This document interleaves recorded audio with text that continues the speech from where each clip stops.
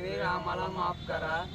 इथून पुढं कोणत्याही कोयते वगैरे या प्रकारच्या स्टोऱ्या रील्स पडणार नाहीत आणि दुकानदारांना धमकी स्त्रियांचा छेडी काढणार नाही. माफ करा एवढी बार. इथून पुढं इथून पुढं असं काहीच होणार नाही. नमस्कार, मी सहाय्यक पोलीस निरीक्षक अक्षय सोनवणे, मसोड पोलीस स्टेशन.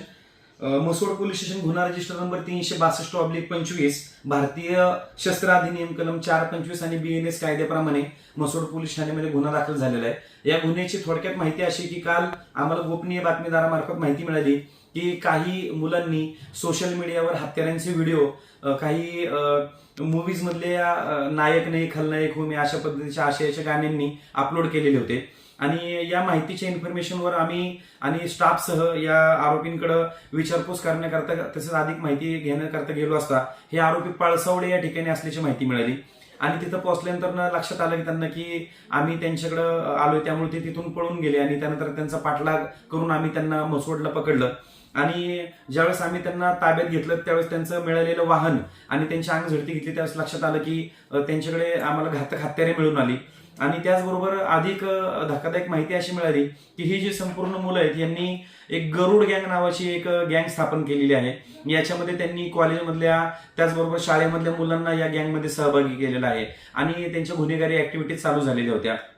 त्यामुळे या गंभीर घटनेची दखल घेऊन तात्काळ या सर्व जणांवर आम्ही आर्मेट प्रमाणे FIR दाखल केलेला आहे. या आरोपींची नावे ही उत्कर्ष भागवत जानकर, सिद्धार्थ किरण रावळ, शंतनू विकास शिलवंत, आर्यन राहुल सरतापे असे असून आज रोजी आम्ही नगर परिषद निवडणूक 2025 मसवडची जी निवडणूक आहे त्या अनुषंगाने यांनी ही दहशत करण्याचा प्रयत्न केलेला होता.